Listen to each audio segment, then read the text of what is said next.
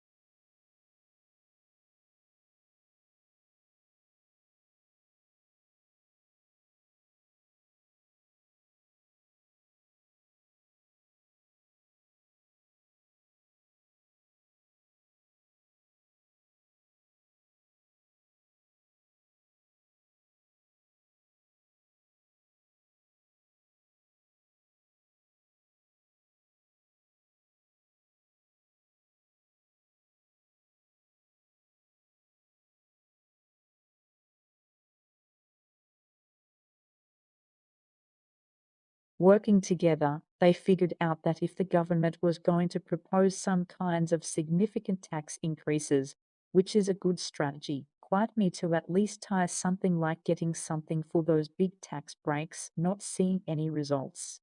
So the result of that was in the package of legislation that included the tax increases. There was awesome information to have significant expansion of coverage families where they can buy into their private insurance.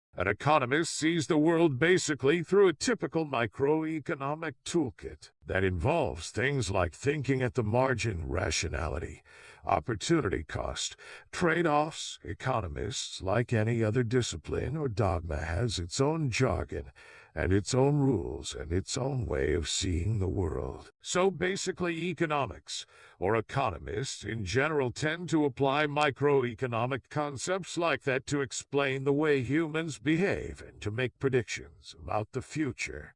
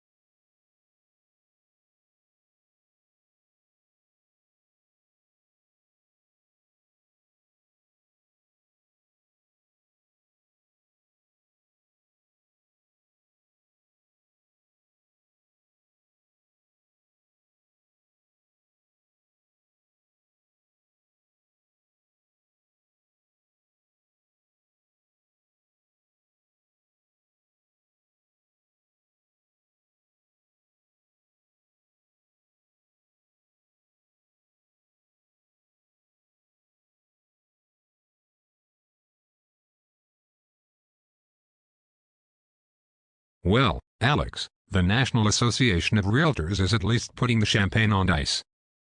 The industry group says the slight rise in sales for previously owned homes shows the housing market is finally stabilizing, which is the first sign of a recovery.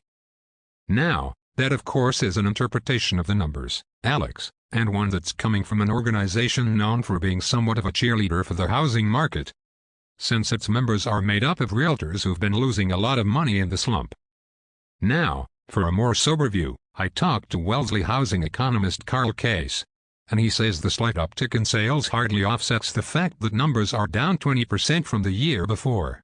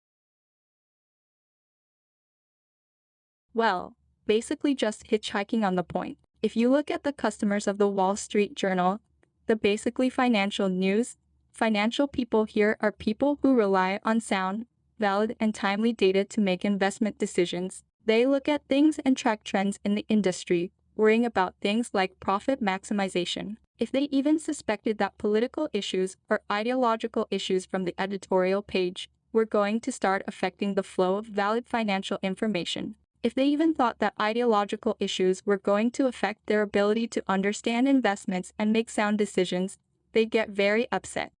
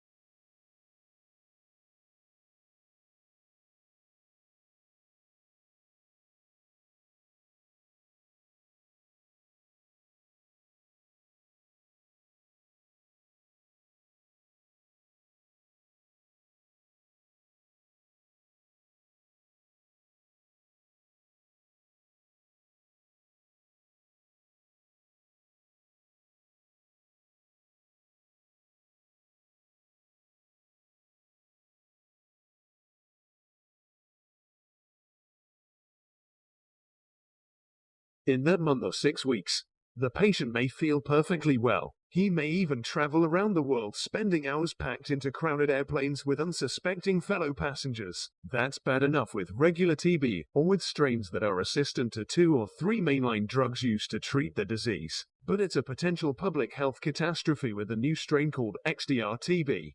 For extensively drug-resistant tuberculosis, the strain is impervious to a wide array of first and second-line drugs. That's why 30% or more of its victims die. And that's why people like Lawrence Gostin are rethinking what public health authorities should do about people with suspected XDR-TB in the weeks before the diagnosis is in.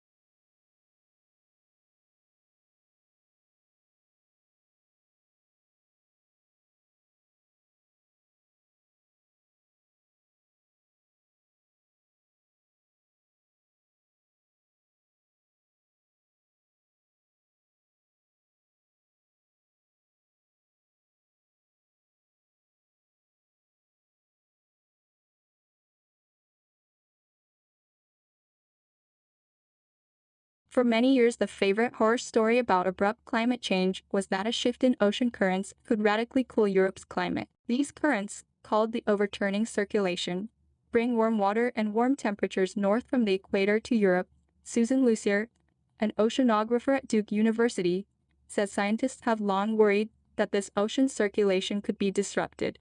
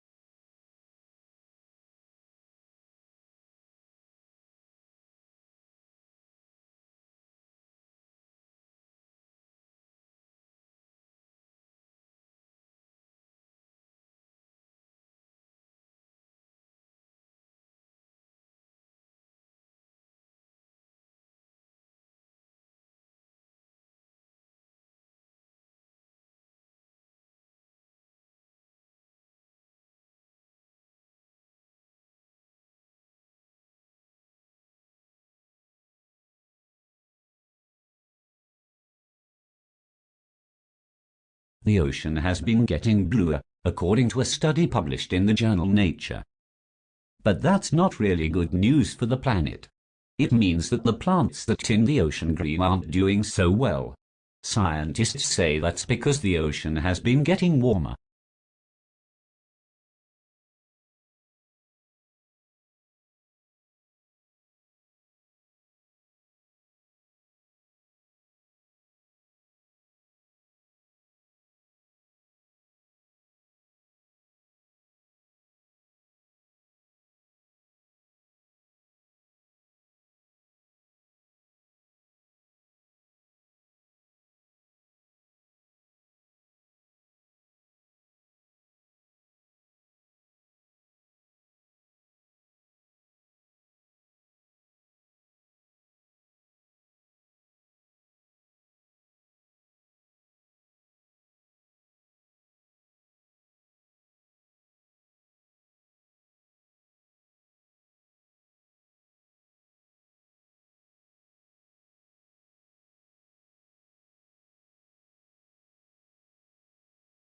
Well, in 2004 we integrated ticketing in Southeast Queensland, so we introduced a paper ticket that allowed you to travel access all the 3 modes in Southeast Queensland, so bus, train and ferry.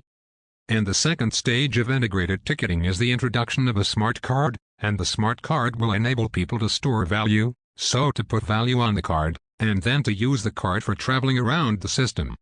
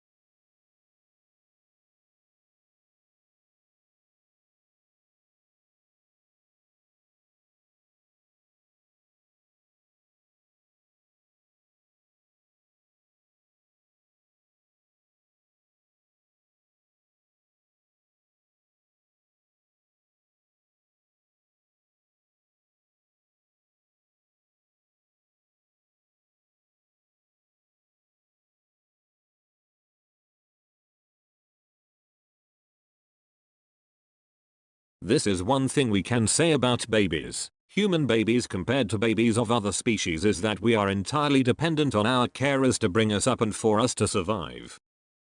And so it's very important for babies to get into relationships with somebody who's going to look after them well. So, biology has meant that babies and the adults are geared up to be in relationship with each other from the start.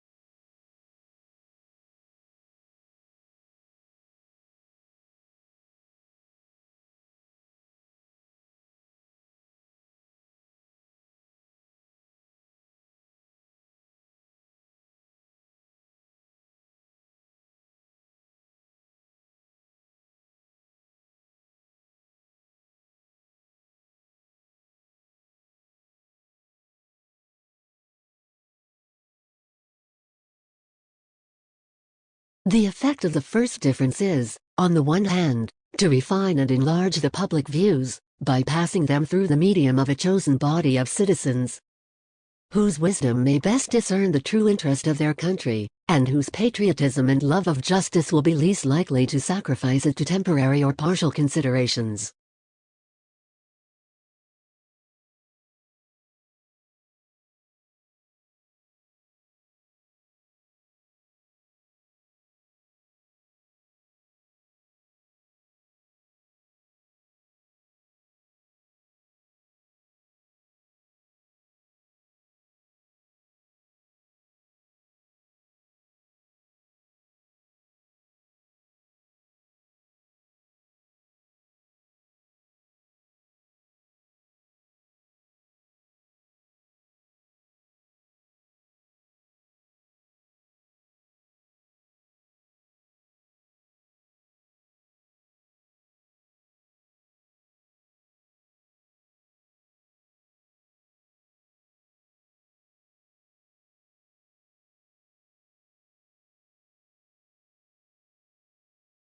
It is about 100 years since that great Canadian-born physician Sir William Osler, Regius Professor of Medicine in Oxford, complained about the increasing influence of the pharmaceutical industry on the medical professions.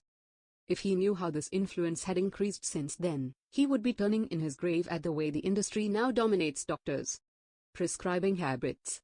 It does this not only by direct and indirect pressure on the doctors themselves, but also by encouraging the public to ask for scripts and to demand that governments provide the money.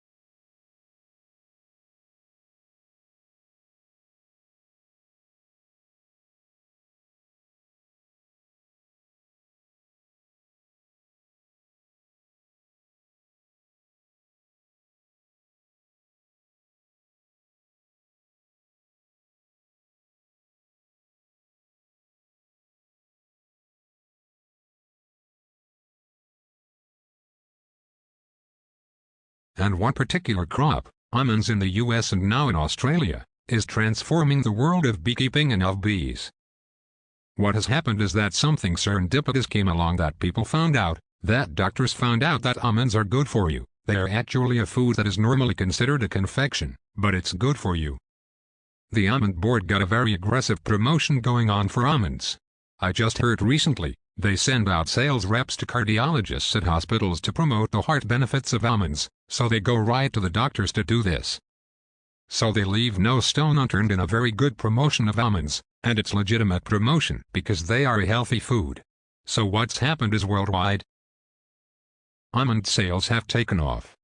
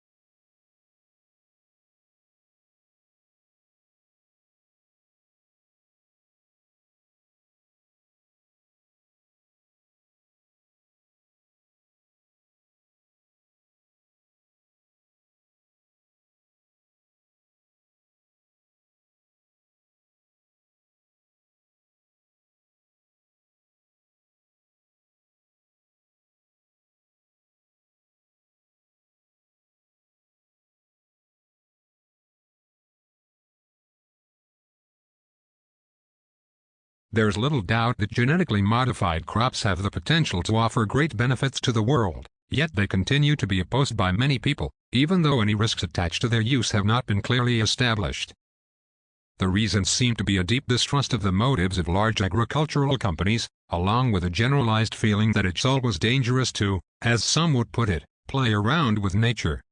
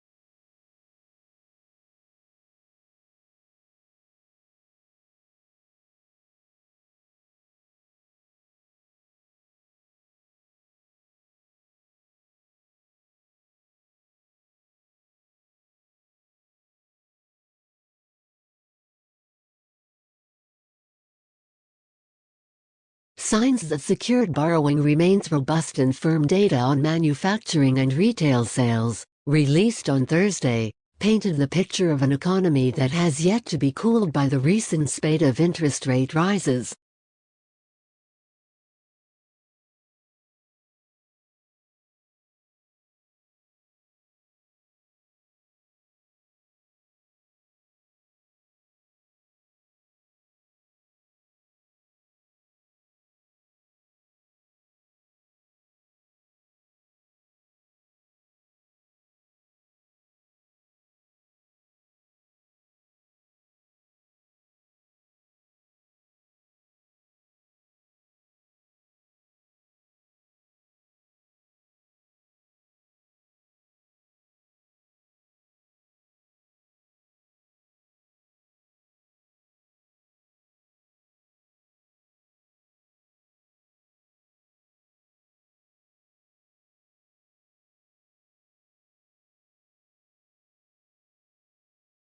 Again, I want to repeat that I don't blame libertarians for this state of affairs. My argument is really that they simply have nothing to offer us in this debate. When we talk about trying to get rid of the welfare policies that have enabled some of the breakdown of family, that is undoubtedly important, but I think we're beyond that at this point. The damage is so deep, and it's kind of hard for me to envision a future without Social Security, for instance. I quite agree with the analysis that the Social Security, Medicare and that sort of thing, have decreased the primary functions of the family. But I cannot imagine a world in which we get rid of these things. So that we will be from a pragmatic point of view, we have to think about what we can do to try to bolster up this breakdown that I keep referring to.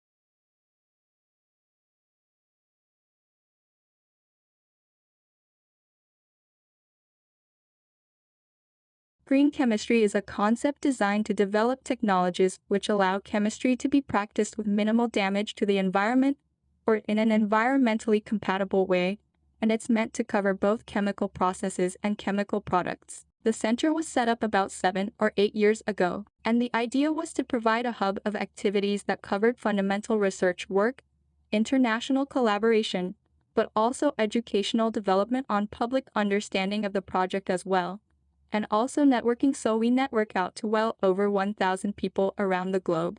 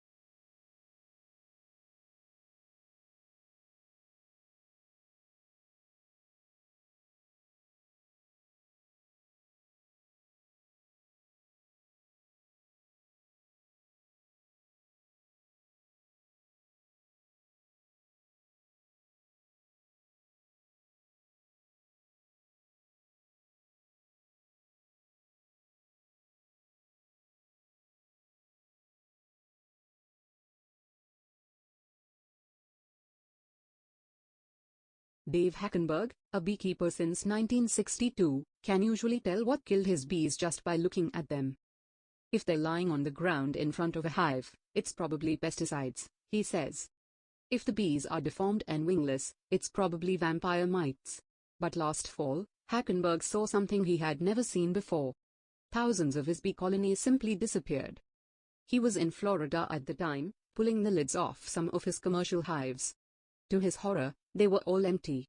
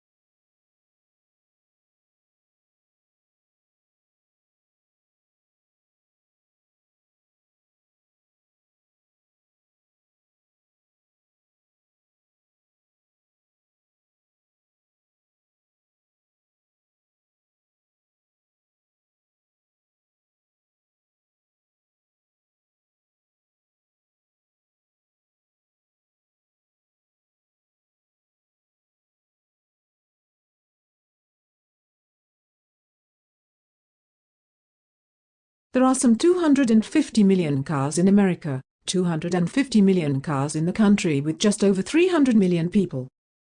And most of those vehicles, of course, are gas-powered. This poses a huge challenge given the limited supplies of oil and the growing urgency of the global warming crisis. But there is good news, according to our guests today.